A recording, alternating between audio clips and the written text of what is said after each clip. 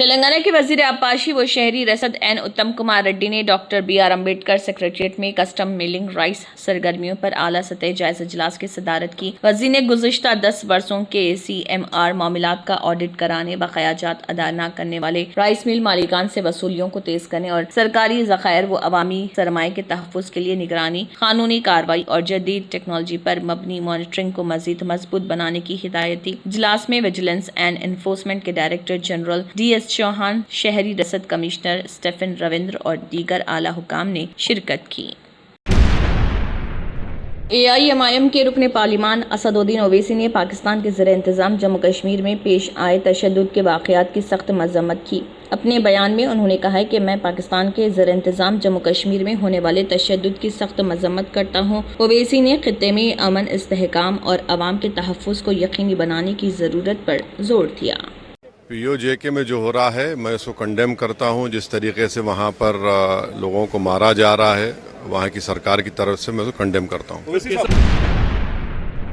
हैदराबाद में मुसलसल बारिशों के बाइस मूसा नदी में तुग़यानी आ गई, जिसके नतीजे में कई देहात का राब्ता आर्जी तौर पर मुनक़ता हो गया। पानी की सतह बुलंद होने के पेश नज़र पुलिस ने मुतासरा मकामात पर पेश की बैरिकेड्स नस्ब करके हिफाजती इंतजामात सख्त कर दिए। हुकाम ने शहरियों से अपील की है कि वो ज़र आब सड़कों और नदी के करीब जाने से गुरेज करें और सिर्फ महफूज रास्तों का इस्तेमाल करें।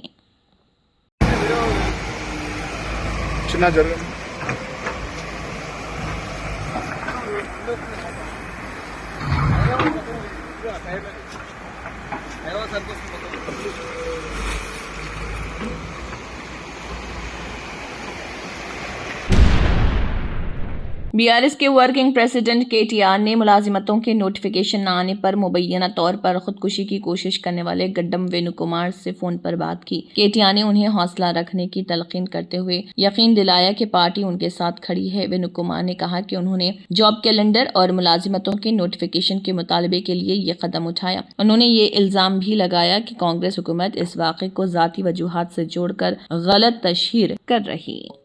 అంటేనే నీళ్లు, నిధులు, నియామకాల విషయంలో ఇంత అన్యాయం జరుగుతుంటే ఎవరు ప్రశ్నించేటోళ్ళు లేరు సార్. ఇక కాంగ్రెస్ అంతా ఒక ముఠా అయిపోయింది. ఎవరితో అయినా మాట్లాడినా సరే పిచ్చి బూతులు, ఏం చేసినా సరే చిన్న నాయకుని దగ్గర నుంచి కూడా ఎంత వ్యతిరేకత అంటే కనీసం సార్ మాకు మా అమ్మ మెంటల్లీ వికలాంగురాలు, మా అమ్మ మానసిక వికలాంగురాలు, మాకు ఇల్లు లేదు, కనీసం మాకు ఇల్లు ఇవ్వలేదు సార్. వికలాంగురాలు కోటాలో ఇల్లు ఇవ్వకుండా ఎట్లా సార్?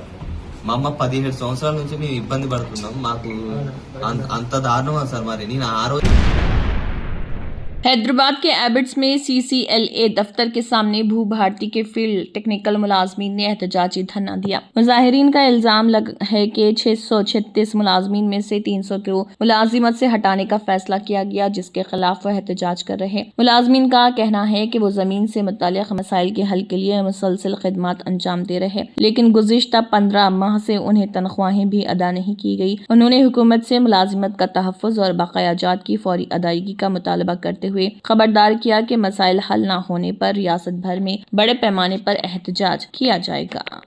గౌరవ ముఖ్యమంత్రి గారి పట్ల విశ్వాసం, విధేయత మాకు ఎప్పటికీ కూడా మా ఫీల్డ్ టెక్నికల్ స్టాఫ్ కు ఉంది.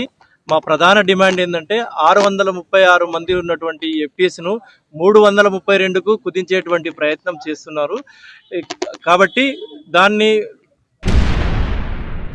BRS के general secretary RS Praveen Kumar ने कांग्रेस रहनुमा महेश कुमार गौड़ से हिंदू समाज से माफी मांगने का मुतालबा किया। उन्होंने इल्जाम लगाया कि हरीश राव के मजहबी मकामात के दौरों पर बेबुनियाद इल्जामात आयद किए जा रहे। RS प्रवीण कुमार ने कहा कि बारिशों के लिए मंदिरों में दुआएं करना अकीदे का हिस्सा है, इस गलत रंग देना मुनासिब नहीं। उन्होंने ये भी कहा कि सियासी इख्तलाफात के बावजूद जाती जिंदगी को निशाना बनाना दुरुस्त रिवायत नहीं है। ఒక శివ భక్తుడిగా దక్షిణ కాశీ లాంటి అలంపూరు క్షేత్రంలో పుట్టిన బిడ్డగా రేపల్లె శివ ప్రవీణ్ కుమార్గా నేను ఈరోజు కాంగ్రెస్ పార్టీ నాయకులను డిమాండ్ చేస్తున్నా, మీరు అర్జెంటుగా హిందూ సమాజానికి క్షమాపణ చెప్పండి, చెప్పాల్సిందే. అది సనాతన ధర్మాన్ని నమ్మే వాళ్ళైనా AIMIM के रुकने पार्लिमान असदुद्दीन ओवैसी ने उत्तर प्रदेश के नायब वज़ीर आला केशव प्रसाद मौर्य के मदरसों से मुतल्लिक़ बयान पर सख्त रद्दअमल ज़ाहिर किया। ओवैसी ने कहा है कि भारत की आज़ादी की जदोजहद में मदरसों ने तारीख़ी किरदार अदा किया था और 1857 की तहरीक के दौरान जिहाद का फतवा भी जारी किया गया था। उन्होंने दावा किया कि कई उलमा ने आज़ादी की खातिर अपनी जानें कुर्बान की। ओवैसी ने मौर्य के बयान को उनकी सोच का इकास करार दिया और उसे मुस्तरद किया। ताहम इस मामले पर दोनों रहनुमाओं के बयान सियासी मौक़िफ़ की अक्कासी करते हैं। तो ऐसा है ना कि आदमी की जहालत उसके अल्फाज जो ज़बान से निकलते हैं ज़ाहिर हो जाती है, क्योंकि ये लोग ना इनके जो बुज़ुर्ग थे वो कभी आज़ादी की लड़ाई में हिस्सा लिए। यही मदरसे थे जिन्होंने 1857 की जंग आज़ादी से पहले भी और उस वक्त भी जिहाद का फतवा दिया था। अल्लामा काफ़ी कौन थे, मुरादाबाद के थे, जो फांसी पर चढ़ गए। उन्होंने जिहाद का फतवा दिया और 3 दिन में फांसी की सज़ा हो गई। पूरे उलमा कराम को उनको फांसी दे दी गई थी। तो प्रॉब्लम केशव प्रसाद मौर्य की सोच में है, क्योंकि उनकी जो आइडियोलॉजी संघ परिवार से ताल्लुक़ है। संघ परिवार का तो कोई लोग मरा ही नहीं ना जंग आज़ादी की लड़ाई में, उलमा कराम अपनी जानों को दिए। और इसीलिए उनकी जहालत और उनकी नफ़रत इस्लाम और मुसलमानों के दिक्कत आती है। तो उनको चाहिए कि हिस्ट्री पढ़ें। अगर उनको पढ़ना नहीं आता तो किसी से पढ़वा लें और देख लें, उनको समझ में आ जाएगा। और मैं कंडेम करता हूँ, मदरसों से दुश्मनी क्यों है आपको? आर्टिकल 25, आर्टिकल 26, आर्टिकल 29, आर्टिकल 14 क्या कहता है? तो ये बात कर रहे हैं तवज्जो हटाने के लिए राम मंदिर से चोरी जो हुई है, इसीलिए तवज्जो हटाने के लिए इस तरह की बकवास अनाप शनाप बक रहे हैं। BRS रहनुमा एनुगोला राकेश रेड्डी ने वेणु कुमार की मुबैना खुदकुशी की कोशिश के मामले पर रियासती हुकूमत को तनकीद का निशाना बनाया। उन्होंने इल्जाम लगाया कि खम्मम जिले के 3 वुज़रा में से किसी ने भी वेणु कुमार की खैरियत दरियाफ्त नहीं की। राकेश रेड्डी ने यह दावा भी किया कि वेणु कुमार की मुकम्मल सेहतियाबी से पहले ही उन्हें अस्पताल से डिस्चार्ज किया जा रहा ताकि हुकूमत पर तनकीद न हो। అసలు ఇట్లాంటోడు బతికే ఉండొద్దు, ఇట్లాంటోడు బతుకుంటే మా ప్రభుత్వం బదనామవుతుందని చెప్పి ఈరోజు తన చికిత్స పూర్తి కాకముందుకే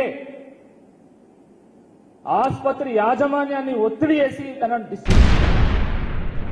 वोट के बदले नोट केस में मुलजिम नामजद तेलंगाना के वज़ीर आला रेवंत रेड्डी को ACB अदालत ने 17 अगस्त से 10 सितंबर तक बरतानिया, अमेरिका, जर्मनी और चीन के दौरे की मशरूत इजाज़त दे दी। अदालत ने 1 लाख रुपए के जमानत, बैरून मुल्क क़याम का पता और राब्ते की तफसीलात जमा कराने की शर्त आयद की। साथ ही हिदायत दी कि वज़ीर आला हलफनामा दें कि वो 18 सितंबर तक पासपोर्ट अदालत में वापस जमा करा देंगे। तेलंगाना में गोदावरी के पानी के मामले पर सियासी तनाज़ा एक बार फिर शिद्दत इख्तियार कर गया। BRS के सीनियर रहनुमा और साबिक़ वज़ीर हरीश राव ने इल्ज़ाम लगाया कि आंध्र प्रदेश के वज़ीर आला N चंद्रबाबू नायडू ने तमहिडी हट्टी, समक्का सागर और सीतम्मा सागर मंसूबों की मंजूरी मनसूख करने के लिए GRMB को खत लिखा। हरीश राव का कहना है कि मरकजी हुकूमत की आड़ में तेलंगाना के आबी हुकूक मुतासर करने की कोशिश की जा रही। उन्होंने वाज़ेह किया कि पानी के हुकूक के लिए जद्दोजहद करने वाली तेलंगाना इस मामले में किसी भी नाइंसाफी को हरगिज बर्दाश्त नहीं करेगी। By the state of Telangana after bifurcation, and the projects are cleared by TAC during the year 2018 to 25. ఈ కింది ప్రాజెక్టులు తెలంగాణ రాష్ట్ర ప్రభుత్వం రాష్ట్రం ఏర్పడ్డాక కట్టుకున్నది, వాటికి TAC అనుమతులు ఇచ్చారు. ఏంటి అవి? Kaleshwaram lift irrigation project 240 TMC, Choutupalli Hanumanth Reddy lift irrigation 0.8 TMC, చిన్న కాళేశ్వరం 4.5 TMC, चनाका कोराटा 1.2 TMC, मोड़ीकुंटवा। तेलंगाना प्रदेश कांग्रेस कमेटी के सरकारी तर्जुमान चनागानी दयाकर ने साबिक़ वज़ीर हरीश राव के खिलाफ उस्मानिया यूनिवर्सिटी पुलिस स्टेशन में शिकायत दर्ज कराई। तलबा के हमरा पुलिस को शिकायत देते हुए उन्होंने इल्जाम लगाया कि हरीश राव ने अवाम को नुकसान पहुंचाने की नीयत से मुबैना तौर पर तावीज़ी रसूमात अंजाम दी। चनागानी दयाकर ने कहा कि इस मामले की गैर जानिबदाराना तहकीकात करके कानून के मुताबिक कार्रवाई की जाए और अगर इल्जामात दुरुस्त साबित हों तो मुनासिब कानूनी इक़दाम किए जाएं। उन्होंने ये भी मुतालबा किया कि हरीश राव अवाम के सामने वजाहत पेश करें। లేక తన కుట్రబుద్ధితోనే ఇవాళ హరీష్ రావు ఇలాంటి నీచమైన దిగజారుడు కార్యక్రమాలకు, దిగజారుడు చర్యలకు, అనైతిక చర్యలకు పాల్పడ్డాడు. ఇది పూర్తి వివరాలతో పోలీస్ స్టేషన్లో ఇచ్చినాం. చట్టరీత్యా చర్యలు తీసుకోవాలని కూడా పోలీసు వారిని కోరుతా ఉన్నాం.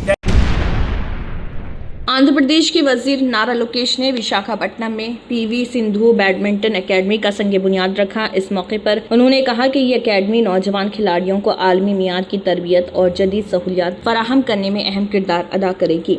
उन्होंने इस बात पर जोर दिया कि रियासत में खेलों के बुनियादी ढांचे को मजीद मजबूत बनाकर बैनुल अक़वामी सतह के खिलाड़ी तैयार करने की सिमत में ये एक अहम कदम है। केरला में अपोजिशन लीडर पिनाराई विजयन ने इल्जाम लगाया कि बीजेपी की क़यादत वाली मरकजी हुकूमत गवर्नरों के जरिए रियासती जामियात को ज़ाफ़रानी रंग देने की कोशिश कर रही। तिरुवनंतपुरम में खिताब करते हुए उन्होंने कहा कि साबिक़ LDF हुकूमत ने ऐसी कोशिशों की मज़ाहमत की थी, जबकि मौजूदा UDF हुकूमत इस मामले में नरम रवैया अख्तियार किए हुए है। ताहम इस इल्ज़ाम पर मुतल्लिक़ा फ़रीक़ैन की जानिब से बाज़ाब्ता रद्दअमल सामने आना बाकी है।